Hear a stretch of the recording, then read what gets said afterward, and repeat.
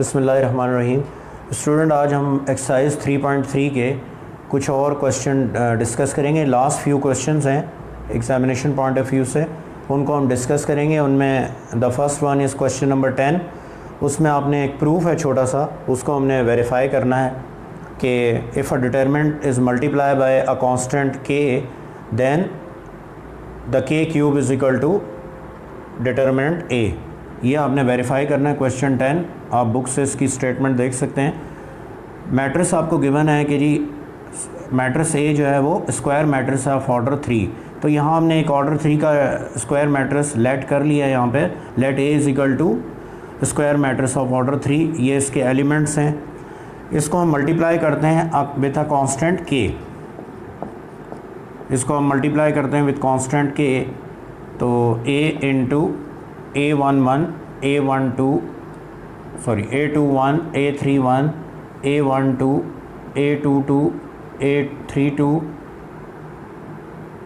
A13 A23 और A33 constant के से इसको मल्टीप्लाई कर दें आप, तो रिज़ल्ट हमारे पास आ जाएगा के A11 के A12। द के will multiply which each element of matrix A, के A13 के A21 और के A22 के A23 के A31 के A32 के A33। इसकी डिटर्मिनेंट फॉर्म हमारे पास आ जाएगी। इसको हम डिटर्मिनेंट फॉर्म में लिखें तो ये हो जाएगा जी के A11 के A12 के A13 के A21 के A22 और के A23 के A31 के A32 के A33। ठीक है जी। प्रॉपर्टी हमने स्टडी की हुई है डिटर्मिनेंट की कि किसी भी डिटर्मिनेंट में अगर कॉमन आ रहा है तो कॉमन ले सकते हैं। तो अगर आप देखें तो इसकी फर्स्ट रो, सेकंड और थर्ड रो में से के कॉमन आ रहा है, इसको आप कॉमन ले लें तो k A equal to k common आ जाएगा from first second and third row. The remaining value will be determinant form में लिखेंगे इसको। के कॉमन ले लें आप फर्स्ट सेकंड और थर्ड रो से, तो A11 A12 A13 A21 A22 A23 A31 A32 और A33 कॉमन ले लें आप, तो फाइनली रिज़ल्ट आपके पास आ जाएगा के ए इक्वल टू के क्यूब। और ये अगर वैल्यू आप देखें तो किसके इक्वल है? ये आपके मैट्रिक्स ए के इक्वल है। ये वैल्यू अगर आप देखें तो ये आपके मैट्रिक्स ए के इक्वल है, तो उसको डिटर्मिनेंट फॉर्म में लिख देंगे। तो ये आपका प्रूव हो गया क्वेश्चन नंबर 10 का कि when ever you multiply with matrix given matrix with constant के, तो अगर आप उसका डिटर्मिनेंट फाइंड करते हैं तो वो जिस कांस्टेंट से आपने डिटर्मिनेंट को मल्टीप्लाई किया है तो फाइनल रिज़ल्ट आपका क्या हो जाएगा? 3 टाइम ऑफ के इंटू डिटर्मिनेंट ए। ये आपने वेरीफाई करना था क्वेश्चन नंबर 10 में। जी student, next important question examination point of view से क्वेश्चन 11। इसके दो पार्ट हैं, दोनों में आपको गिवन है कि मैट्रिक्स ए और मैट्रिक्स बी सिंगुलर मैट्रिक्स हैं, then find value of lambda. तो सेकंड पार्ट में कर रहा हूँ, फर्स्ट कर लीजिएगा। As it is given that कि B is a singular matrix, तो उसका डिटरमिनेंट इक्वल टू क्या ले सकते हैं हम? 0। तो वो कहता है then find value of lambda. तो 5 8 3 2 1 2 2 lambda 2 5 0 -1 0 1 1 3 equal to 0 because it is a singular matrix. Last time भी आपके साथ डिस्कस हुआ था कि whenever you have a determinant of order 4, जैसे यहाँ पर आप देखें कि इसमें 3 रोज़ हैं और 3 कॉलम्स हैं, तो अगर आप इसको डायरेक्टली एक्सपेंड करेंगे as we did in question 1 of 3.3, तो काफ़ी ज़्यादा ये टाइम टेकिंग प्रोसेस हो जाएगा। और इसमें पहले आपके ऑर्डर 3 के डिटर्मिनेंट बनेंगे, फिर आप उसको सिंप्लीफाई करेंगे तो ऑर्डर 2 के डिटर्मिनेंट बनेंगे, फिर आप लैम्डा की वैल्यू फाइंड आउट करेंगे। तो उसके लिए हम ये करते हैं कि जो हमने प्रॉपर्टीज़ पढ़ी हैं डिटर्मिनेंट की, कि हम रोज़ को रोज़ के साथ ऐड और सब्ट्रैक्ट कर सकते हैं और कॉलम को कॉलम के साथ, और किसी पर्टिकुलर नंबर से मल्टीप्लाई करके किसी भी रो को रो से हम ऐड सब्ट्रैक्ट कर सकते हैं और कॉलम को कॉलम में ऐड और सब्ट्रैक्ट कर सकते हैं। डिटरमिनेंट की value end of the day same रहेगी, यानी एक स्टूडेंट प्रॉपर्टीज़ यूज़ करके सॉल्व करता है और एक डायरेक्टली, तो दोनों का आंसर क्या आएगा, सेम, अगर कैलकुलेशन जो है वो प्रॉपर है और करेक्ट कैलकुलेशन उसने परफॉर्म की है। तो डिटरमिनेंट की प्रॉपर्टीज़ यूज़ करने का फ़ायदा ये होगा कि आपकी जो प्रोसेस है, process of to solve this determinant, वो मिनिमाइज़ हो जाएगा, तो आपकी कैलकुलेशन जो है वो आसान हो जाएगी। तो उसके लिए मैंने आपको एक टेक्निक बताई थी कि आप 1 देख लें कि 1 आपको किस रो या कॉलम में मिल रहा है, उस 1 को यूज़ करके आप रोज़ की एंट्रीज़ को भी ज़ीरो कर सकते हैं जिसमें वो 1 है, और कॉलम की एंट्रीज़ को भी आप ज़ीरो बना सकते हैं। तो ये देखें, मैं इस 1 को चूज़ कर रहा हूँ, ये जो 1 है फर्स्ट रो में सेकंड एंट्री, इसको यूज़ करके मैं इस 5, 2 इन दोनों को ज़ीरो करूँगा, तो मेरी फर्स्ट रो में मैक्सिमम एंट्री ज़ीरो हो जाएंगी एक्सेप्ट दिस 1। तो फिर एक्सपेंड करना मेरे लिए क्या हो जाएगा, आसान हो जाएगा। तो देखें यहाँ पे हम क्या करेंगे, मैं ऑपरेशन लिखने लगाऊँ। ऑपरेशन ये है कि जी बाय, और याद रखिएगा जब आप रोज़ में ज़ीरो बनाते हैं तो आप कॉलम में ऑपरेशन परफॉर्म करेंगे। तो क्या होगा जी, कॉलम ऑपरेशन आपका ये होगा C1 - 5 C2। सेकेंड ऑपरेशन आप करेंगे C3 - 2 C2, और लास्ट ऑपरेशन आप कॉलम्स में परफॉर्म करेंगे, बल्कि लास्ट ऑपरेशन आपको ज़रूरत नहीं है क्योंकि यहाँ पर एंट्री ऑलरेडी ज़ीरो है। तो 2 ऑपरेशन आपने परफॉर्म करने, C1 में चेंज आएगा और C3 में चेंज आएगा। तो 2 ऑपरेशन परफॉर्म करके आप 5 को और 2 को ज़ीरो बनाएंगे। उसके लिए आप क्या करोगे कि इसको 5 से मल्टीप्लाई करोगे सेकेंड कॉलम को और माइनस कर दोगे फर्स्ट कॉलम में से। इसी तरह इसको 2 से मल्टीप्लाई करके थर्ड कॉलम में से आप माइनस कर दोगे। तो ये जो हमने यहाँ पे मेंशन किया ऑपरेशन, अब हम इसको परफॉर्म करते हैं। तो ये देखें आपका कौन सा कॉलम चेंज होगा, फर्स्ट और थर्ड कॉलम चेंज होगा। तो ये देखें 5, इसको 5 से मल्टीप्लाई करें तो 5 - 5, 5 2 = 10, 8 - 10, 5 2 = 10, 3 - 10, 5 लैम्डा, तो 2 - 5 लैम्डा। ये देखें मैंने सेकेंड कॉलम को माइनस किया है, किसमें से, फर्स्ट कॉलम से, आफ्टर मल्टीप्लाइंग विद 5। इसी तरह से आप थर्ड कॉलम में से माइनस करेंगे सेकंड कॉलम को आफ्टर मल्टीप्लाइंग विद 2। तो सेकंड कॉलम अनचेंज है, उसको एज इट इज़ पहले हम लिख लेते हैं 1 2 2, 1 चेंज है लैम्डा। थर्ड कॉलम आपका चेंज होगा, तो थर्ड कॉलम में आएगा 2 - 2, 2 2 = 4, 5 - 4, अगेन 2 2 = 4, 0 - 4, 2 लैम्डा, -1 - 2 लैम्डा। और जो फोर्थ कॉलम है आपका वो भी अनचेंज रहेगा, 0 1 1 3 = 0। अब यहाँ पर आप देखें कि हमारी फर्स्ट रो में मैक्सिमम एंट्रीज़ हमें क्या मिल गई हैं, 0 मिल गई हैं। तो एक्सपेंड करना हमारे लिए कंपैरेटिवली आसान हो जाएगा। तो इसकी सिंप्लीफाई फॉर्म यहाँ मैं लिख रहा हूँ, क्या आ जाएगी हमारे पास, ये आ जाएगी जी 0 - 2 -7 और 2 - 5 लैम्डा, 1 2 2 लैम्डा और 0 1 -4 -1 - 2 लैम्डा। और ये लास्ट एंट्री हमारे पास है फोर्थ कॉलम की, फर्स्ट एंट्री 0 1 1 और 3 = 0। तो ये देखें मैंने आपके सामने 1 एंट्री मुझे मिल रही है फर्स्ट रो में, उसको यूज़ करके मैंने रोज़ की जो फर्स्ट रो की रिमेनिंग एंट्रीज़ थी उनको मैंने 0 बनाया। तो रोज़ में जब 0 बनाएंगे तो कॉलम्स में ऑपरेट करेंगे आप, तो उसके थ्रू मेरे पास ये हुआ कि इस एंट्री को छोड़कर बाकी सारी एंट्रीज़ क्या हो गई हैं, 0। अब मैं इसको फर्स्ट रो से एक्सपेंड कर सकता हूँ, तो कैलकुलेशन मेरे लिए थोड़ा सा क्या हो जाएगी, सिंपल हो जाएगी और थोड़ा ईजिली हम लैम्डा को फाइंड आउट कर सकते हैं जी। अब हम इसको फर्स्ट रो से एक्सपेंड कर देंगे, expanding bye R1, first row से एक्सपेंड कर दें। तो देखें इसकी 3 एंट्रीज 0 हैं, वो आपको मेंशन करने की ज़रूरत नहीं है, एक ही एंट्री से एक्सपेंशन होगा यानी दिस 1। और इसकी पोजीशन आप देखें तो ये फर्स्ट रो है और सेकंड कॉलम है, फर्स्ट रो सेकंड कॉलम। तो as we did in question number 1 इसकी पोजीशन ऑड बनती है कोफैक्टर फार्मूले के अकॉर्डिंग, तो यहाँ पर इसके साथ क्या आ जाएगा, -1। तो जिस रो में -1 है वो रो डिलीट हो जाएगी और वो कॉलम तो आपके पास आ जाएगा -2 -7 2 - 5 लैम्डा 1 -4 -1 - 2 लैम्डा और 1 1 और 3 = 0। ये -1 उधर आके 0 हो जाएगा, तो फाइनली आपके पास आ जाएगा -2 -7 2 - 5 लैम्डा 1 -4 -1 -2 लैम्डा और 1 1 3 इक्वल टू 0।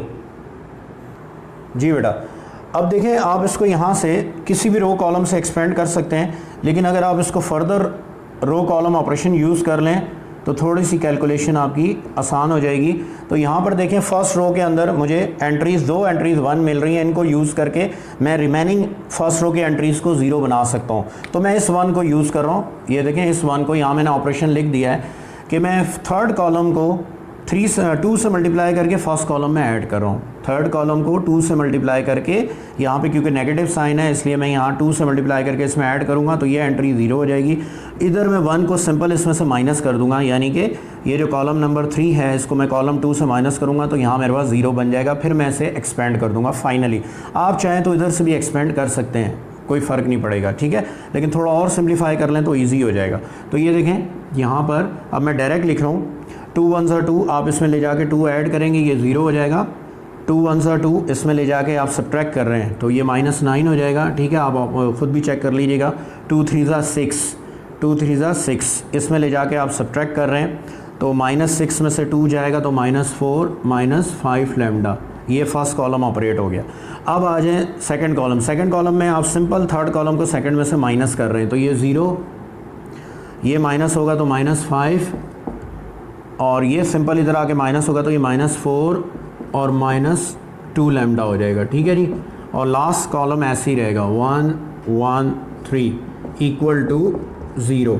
अब आप क्या कर सकते हैं, फाइनली अब आप फर्स्ट रो से एक्सपेंड कर दें।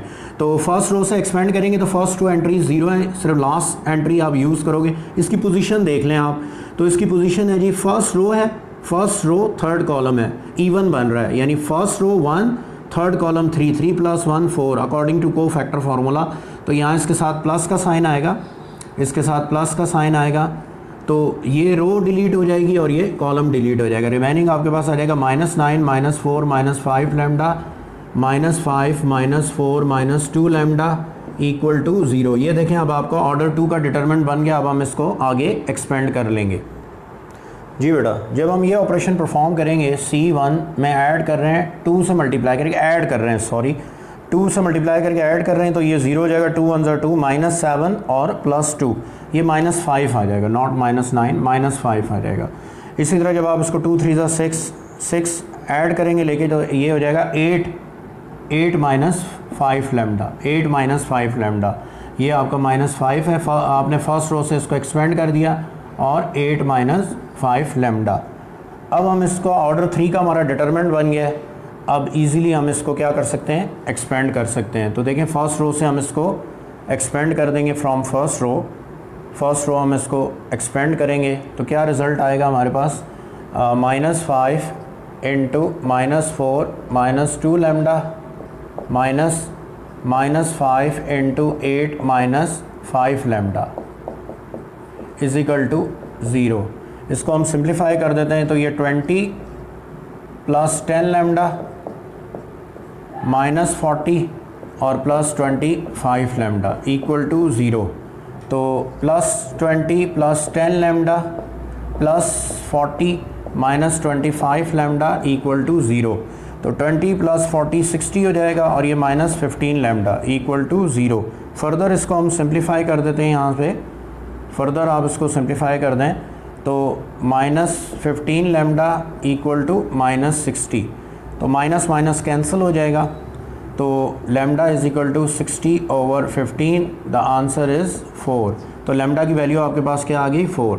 तो देखें आप डायरेक्टली भी इसको एक्सपेंड कर सकते थे, लेकिन अगर आप जो आपकी कैलकुलेशन है, जो ऑपरेशन आपने पढ़े रोज़ और कॉलम के एडिशन सब्ट्रैक्शन के, वो अप्लाई करके इसको हमने क्या कर दिया, सिंप्लीफाई किया। लास्टली यहाँ से भी आप इसको एक्सपेंड कर सकते थे, लेकिन फर्दर हमने इस थर्ड कॉलम को यूज़ करके रिमेनिंग 2 एंट्रीज़ को हमने यहाँ पे 0 बनाया रोज़ के अंदर। तो ये ऑपरेशन आपके सामने यहाँ पे परफॉर्म किया। फाइनली हमने इसको क्या कर दिया, एक्सपेंड कर दिया। तो कंपैरेटिवली रिज़ल्ट ज़्यादा इजीली हमारा कैलकुलेट हो गया। तो लैम्डा की वैल्यू आपके पास क्या आ गई, 4। जी student, again question 17 important question है एग्जामिनेशन पॉइंट ऑफ व्यू से। इसको बाय डेफिनेशन आपने प्रूव करना है, बाय डेफिनेशन ऑफ इन्वर्स, कि जब भी किसी मैट्रिक्स को हम उसके मल्टीप्लिकेटिव इन्वर्स से मल्टीप्लाई करते हैं तो हमारे पास आइडेंटिटी मैट्रिक्स आता है। एक तो आपने ये बात याद रखनी है, और दूसरा ये कि मल्टीप्लिकेशन ऑफ मैट्रिसेस जो है वो कम्यूटेटिव नहीं होती, तो वो कम्यूटेटिव प्रॉपर्टी भी आपने याद रखनी है, उसके थ्रू हम इसको वेरीफाई करेंगे। तो फर्स्ट पार्ट हम अटैम्प्ट कर रहे हैं, यहाँ पर फर्स्ट पार्ट अटैम्प्ट कर रहे हैं। देखें जी, एज वी नो दैट कि किसी भी मैट्रिक्स को अगर आप उसके मल्टीप्लिकेटिव इन्वर्स से मल्टीप्लाई करते हैं तो रिज़ल्ट आपके पास क्या आता है, आइडेंटिटी मैट्रिक्स आता है, यानी A B into A B whole inverse, you consider it as a single matrix, the name of the matrix is A B. जब आप इसको ए बी से मैट्रिक्स से ही मल्टीप्लाई करेंगे तो रिज़ल्ट क्या आएगा, आइडेंटिटी, जैसे हमें डेफिनेशन का पता है। अब देखें, मैं मल्टीप्लाई कर रहा हूँ बोथ साइड पर, किससे, ए इन्वर्स से, बोथ साइड पे मैं मल्टीप्लाई कर रहा हूँ किससे, ए इन्वर्स से।